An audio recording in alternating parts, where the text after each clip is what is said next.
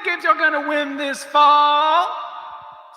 Year one for Jonathan Smith at Michigan State, and the over-under win total at FanDuel Sportsbook, where you can make every moment more, is at 4.5.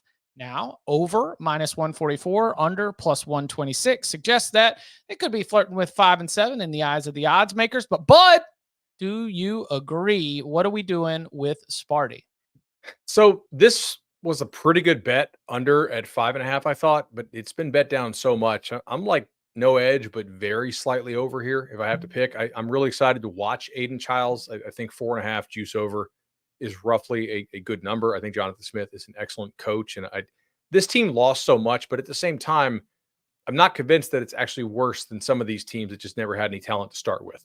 So you get me. If I told you that Childs, relative to the talent around him, was the best quarterback in the Big Ten this year, that's kind of out there, but it's not like one where like I would bet my house that he's not, right? Like it's possible. And part of that is his ability, and part of that is the lack of quarterback play in this league.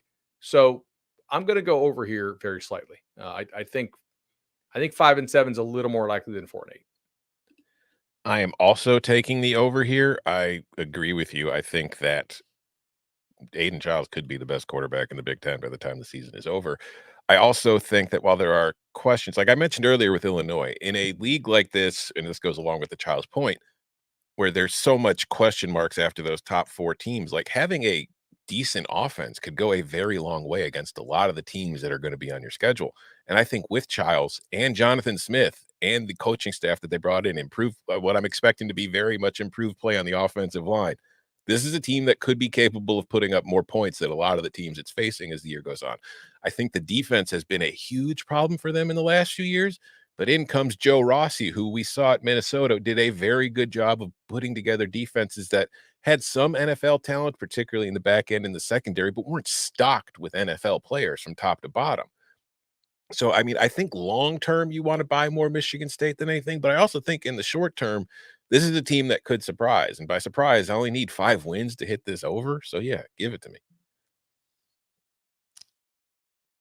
Bud and Tom are two of the smartest college football minds that I know, and they have agreed on a lot today. And I've been on the other side of both of them and remain in that position. Boys, if nothing else, we give you a diversity of opinions here on the Cover 3 podcast. It's not a strong under, but it is an under from me. I just like Indiana, Illinois.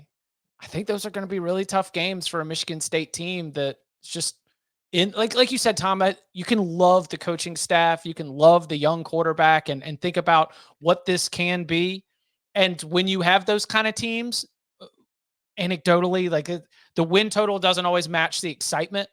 We think about like an early Kansas or an early Arizona when you can see it, but yet you go back and you look at the actual results and it didn't always, come up on the right side of things.